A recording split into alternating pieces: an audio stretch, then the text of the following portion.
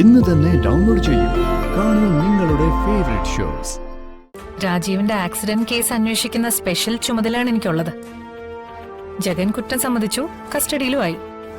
അതോടെ അന്വേഷണം അവസാനിപ്പിക്കാം, ഫയലും ക്ലോസ് ചെയ്യാം. പക്ഷെ എന്താ മേഡം? ജഗനാണ് യഥാർത്ഥ കുറ്റവാളിയെന്ന് വിശ്വസിക്കാൻ കഴിയാത്ത വിധം പല ദുരൂഹതകളും ഈ കേസിൽ ബാക്കി നിൽക്കുന്നുണ്ട്. അങ്ങനെ വരുമ്പോ കേസ് അന്വേഷണം എങ്ങും എത്താത്തൊരവസ്ഥയിലാ. എന്റെ കാറിടിക്കും മുമ്പ് രാജീവിനും അയാളുടെ അമ്മയ്ക്കും മരണകാരണമായേക്കാവുന്ന എന്തെങ്കിലും സംഭവിച്ചിട്ടുണ്ടോ? അതാണ് എന്റെ സംശയം. വന്ദന എന്താ ആലോചിക്കുന്നത്? കുറ്റം സമ്മതിച്ച ജഗന്റെ ഭാര്യയാണല്ലോ വന്ദന. എന്താ ജഗൻ കുറ്റം ചെയ്തിട്ടില്ല എന്ന എന്റെ നിഗമനത്തെക്കുറിച്ച് വന്ദനയ്ക്ക് എന്തെങ്കിലും പറയാനുണ്ടോ? ഉണ്ട്. ജഗനാണ് യഥാർത്ഥ കുറ്റവാളി എന്ന് ഞാനും വിശ്വസിച്ചിരുന്നു.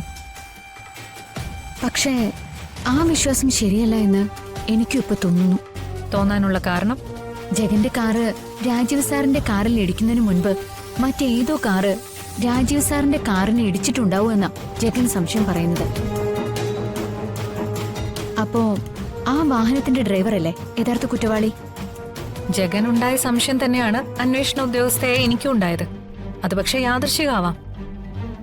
പക്ഷെ ആ സംശയത്തിൽ എന്തെങ്കിലും സത്യമുണ്ടോ വന്ദനെ? യഥാർത്ഥ കുറ്റവാളി കുറ്റം ചെയ്തിട്ട് തെളിവുകൾ നശിപ്പിച്ചു. എന്നിട്ട് എല്ലാ തെളിവുകളും ജഗൻ എഗെയിൻസ്റ്റ് ആയിട്ട് മനഃപൂർവ്വം യൂസ് ചെയ്യുകയും ചെയ്തു. അണിയറയിൽ നിന്ന് കരുനീക്കങ്ങൾ നടത്തുന്ന യഥാർത്ഥ കുറ്റവാളി ആരാണെന്നുള്ള രഹസ്യമാണ് നമ്മൾ കണ്ടെത്തേണ്ടത്. പക്ഷെ അത് ഞാൻ തെളിയിച്ചിരിക്കും. എന്റെ ഫ്രണ്ടും വന്ദനയുടെ ഹസ്ബൻഡുമായ ജഗന്റെ ഇന്നസെൻസ് ഞാൻ പ്രൂവ് ചെയ്തിരിക്കും.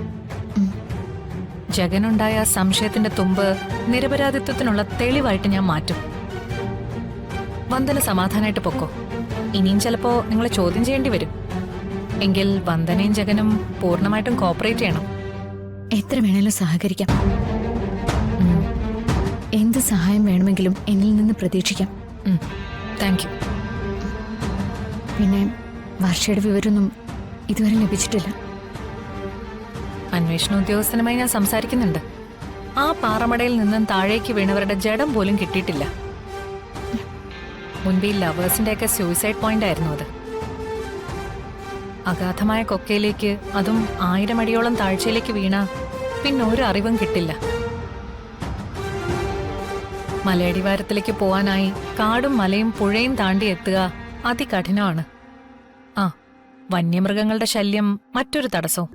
അവിടേക്ക് പോയ ഉദ്യോഗസ്ഥരൊന്നും ആരും ഇതുവരെ തിരികെ എത്തിയിട്ടുമില്ല. ഏതായാലും അന്വേഷണം തുടരും. മാഡം,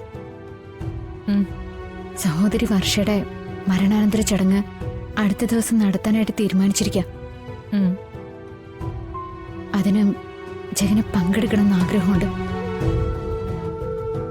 കഴിയുമെങ്കിൽ ആ ഒരു സഹായം ചെയ്തെന്ന വലിയ ഉപകാരമായിരിക്കും. ഒരിക്കലും എനിക്കതിന് കഴിയില്ല വന്ദന. കോടതി ശിക്ഷിച്ച ഒരാളെ ഞാൻ വിചാരിച്ചാലൊന്നും ഒന്നും ചെയ്യാൻ കഴിയില്ല. അങ്ങനെ ചെയ്യാൻ കോടതിക്ക് കഴിയും. ഈ കേസിൽ നോ ചാൻസ്.